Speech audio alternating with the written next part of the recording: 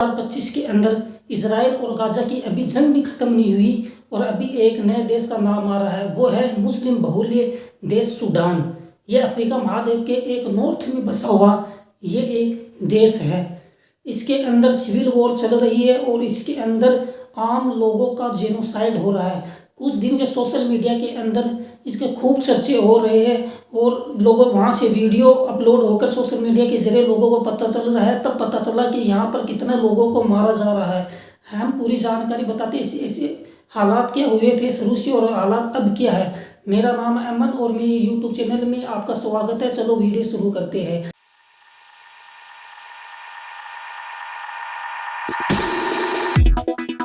Africa महाद्वीप देश के अंदर एक सूडान देश है। 1956 के अंदर जिस तरह से हमें अंग्रेजों से आज़ादी मिली थी उसी तरह इनको भी 1956 के अंदर ब्रिटिश हुकूमत से आज़ादी मिली थी। लेकिन आम पब्लिक को थोड़ी ही दिन खुशियाँ मिली क्योंकि वहाँ पर फिर सिविल वॉर स्टार्ट हो गया था। सिविल वॉर इसलिए स्टार्ट हो गया क्योंकि साउथ के अंदर ज़्यादातर लोग क्रिश्चियन लोग रहते हैं और उसकी जो संस्कृति अलग है, उनका कल्चर अलग है, इसलिए वो अलग देश की मांग कर रहे थे और इसलिए सिविल वॉर वहाँ पर स्टार्ट हो जाता। साथ साथ जो वहाँ पर जो हुकूमत है, वहाँ पर जो सूडान की हुकूमत है, ज़्यादातर जो आर्मी के लोग बड़े बड़े जनरल होते हैं उनके देश पूरा पावर उनके हाथ में रहता है। धीरे धीरे वक्त गुजरता है और 1989 के अंदर उमर बशीर जो जनरल थे वो सरकार का तख्ता पलट करके वहाँ के प्रेसिडेंट बन जाते हैं। आपकी एक फौज तैयार करते हैं, प्राइवेट फौज, ताकि जो भी प्रोटेक्ट हो उसके खिलाफ, जो भी जनता उग्र हो उनके खिलाफ उनको दबाया जा सके। जब भी वहाँ पर छोटे मोटे प्रोग्रेस होते तो ये फौज को बुलाया जाता था और उनको वहाँ पर कत्लेआम किया जाता था क्योंकि वहाँ पर बहुत से लोगों का कत्लेआम होता था। जो भी उमर बशीर के खिलाफ जो भी बोलता था। वक्त गुजरता गया और आता है 2011 आता है। फिर साउथ के अंदर जो सूडान साउथ है वहाँ पर मांगे तेज हो जाती है। वहाँ पर एक जनमत संग्रह कराया जाता है, आम लोगों की राय ली जाती है कि आपको अलग देश चाहिए या नहीं, लेकिन ज़्यादातर लोग वोट करते अलग देश के लिए। फिर 2011 के अंदर ये अलग देश घोषित हो जाता है। फिर सूडान के अंदर 2013 और 2014 के अंदर जो इसकी प्राइवेट फौज थी उसकी एक बड़ी फौज हो जाती है और उस फौज का नाम रखा जाता RSF। इसका फुल फॉर्म होता है रैपिड सपोर्ट फोर्स नाम का। इसका नेतृत्व करते हैं मोहम्मद दमदान दगालो, इसका नेतृत्व करते हैं। और ये जो रैपिड फोर्स होती है इनकी ये आम पब्लिक पर बहुत अत्याचार करती है और जो भी प्रोटेक्ट होते हैं दबाया जाता है। इससे आम लोग मारे जा रहे थे क्योंकि ये कत्लेआम छोटी सी बात पे कर देते थे क्योंकि उमर बशीर के खिलाफ जो भी बोलता था उनका मरना निश्चित था। मगर वक्त बदलता है। फिर 2019 उसके अंदर अल बशीर का तख्ता पलट कर देती है। तख्ता पलट करने के बाद भी आम लोगों की जो परिस्थितियाँ थी, मुश्किल थी, भूखमरी थी, वहाँ पर उसमें कोई सुधार नहीं आया। तब पर फिर आता है 2021। वहाँ पर गद्दी पर जो सेना का जो जनरल था अब्दुल फतेह उन बुरहान वहाँ का जो प्रेसिडेंट बन जाता है। फिर धीरे धीरे वक्त गुजरता है लेकिन उसकी हालात आम पब्लिक की फिर भी ठीक नहीं हुई थी। फिर आता 2023 के अंदर मोहम्मद अब्दान दगालो जो RSF के जो चीफ थे उसने वहाँ पर बगावत स्टार्ट कर दी थी सेना के खिलाफ।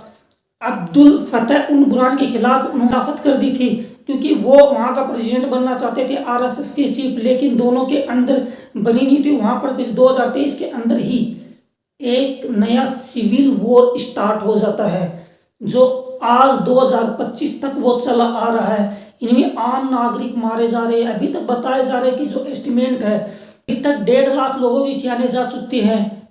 नेचर रिसोर्स के मुताबिक अभी तक 5 लाख लोगों की जान हो चुकी है और 1 करोड़ से ज़्यादा लोग, लगभग 1 करोड़ के लगभग लोग इस देश पे स्थापित हो गई है, रिफ्यूजी हो चुके हैं।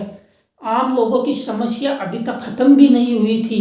RSF है वहाँ पर लोगों का कत्लेआम कर रही है, लोगों को मार रही है क्योंकि जो उत्तर की साइड है, सूडान के उत्तर की साइड के अंदर तो सूडान गवर्नमेंट की जो है वहाँ का कब्जा है, लेकिन पूर्व और साउथ की साइड आरएसएफ का कंट्रोल हो चुका है। उसी के अंदर एक शहर है, एक बड़ी सिटी है, उस सिटी का नाम है अल फासिर शहर। वहाँ पर इतने कत्ले आम किए हैं कि सोशल मीडिया के जरिए इन लोगों को पता चला तो लोग वहाँ पर ऑल ऑफ आई सूडान लिख रहे हैं। जिस तरह से गाज़ा में लिखा गया था इस तरह से सोशल मीडिया के अंदर हर लोग इसकी निंदा कर रहे हैं, लेकिन ह्यूमन राइट जो इंटरनेशनल ह्यूमन राइट है उसका पता भी नहीं है कि वो क्या कर रही है, इसके खिलाफ क्यों नहीं एक्शन लिया जा रहा है। लेकिन सब अपनी रोटियां सेक रही है, लेकिन लोग वहाँ पर मर रहे हैं। जो शहर है अल फासिर, उस अल फासिर के अंदर जो बाउंड्री है वहाँ पर बाउंड्री RAF में बैरिकेड लगाते हैं। वहाँ पर कोई भी खाने की सप्लाई नहीं हो रही है, पीने की सप्लाई नहीं हो रही है, इलेक्ट्रॉनिक्स भी बंद कर दी गई है। आम लोग मर रहे हैं, वहाँ पर कत्लेआम हो रहा है। अभी सूचना मिली है थोड़ी देर पहले इस चीज़ की, क्योंकि RSF जो हॉस्पिटल में गई है, जो 400 लोग थे वहाँ पर गोले से सबको मार दिया जाता है। ये एक छोटी एक घटना नहीं है, बहुत सी वहाँ पर घटना है जो अभी तक लोगों के सामने आई भी नहीं। लेकिन इसके अंदर एक नाम आ रहा है UAE, जो शेख मोहम्मद बिन है, उसका नाम आ रहा है कि वो RSF को हथियार सप्लाई कर रहे हैं, क्योंकि इनडायरेक्ट इसका हाथ बताया जा रहा है लोगों के सामने, न्यूज के सामने। जो भी न्यूज है सोशल मीडिया, इसके जरिए लोगों को पता चल रहा है कि मोहम्मद बिन, जो शेख मोहम्मद बिन है, वो उसकी पूरी मदद कर रहे हैं। वहाँ पर जो भी है जो सहायता पहुँचा रहे हैं UAE, वहाँ पर सूडान के अंदर जो सहायता पहुँचा रहे हैं, उसके साथ साथ वो सूडान की RSF है उसको वहाँ पर हथियार सप्लाई कर रहे हैं। UAE को एक स्वार्थ है, सूडान के अंदर, अफ्रीका महाद्वीप के सबसे ज़्यादा सूडान के अंदर सोना खनन होता है। जो अल फासिर शहर है जो RSF के कंट्रोल के अंदर है, उस इलाके के अंदर सबसे ज़्यादा सोना का खनन होता है। वहाँ पर खान है सोने की, उसी लालच के अंदर UAE ने उसकी मदद की है, क्योंकि सस्ते दामों के अंदर वो सोने RSF UAE को बेच देता है, अनलीगल तरीके से बेच देता। फिर लीगल तरीके से जो पूरे वर्ल्ड के अंदर जो भाव चल रहे हैं सोने के, उस भाव के अंदर UAE पूरी दुनिया के अंदर वो सोना है वहाँ पर सप्लाई करता है। इससे UAE को बहुत प्रॉफिट होता है। इस प्रॉफिट के चक्कर के अंदर आम लोगों का नरसंहार भी हो रहा है। मीडिया के जरिए पता चला कि UAE इस चीज़ के लिए फंडिंग भी कर रहा है, पैसे की मदद कर रहा है, लेकिन UAE के जो किंग है, इसके लिए शेख मोहम्मद बिन ने खंडन कर दिया है कि इसमें हमारा हाथ नहीं है। लेकिन आम लोगों को पता चल गया है कि डायरेक्टली इनडायरेक्टली UAE का इस वॉर के अंदर पूरा इन्वॉल्व है, क्योंकि ये सोने के लालच में ये सब कर रहे हैं।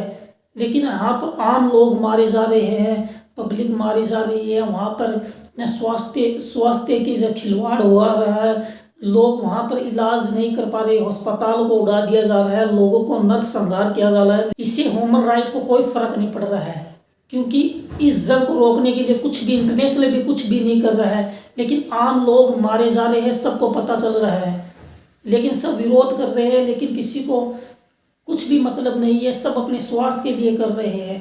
यही वजह है कि ये सिविल वॉर चल रहा है। आपको ये वीडियो कैसी लगी, अच्छी लगी है तो सब्सक्राइब कर दो।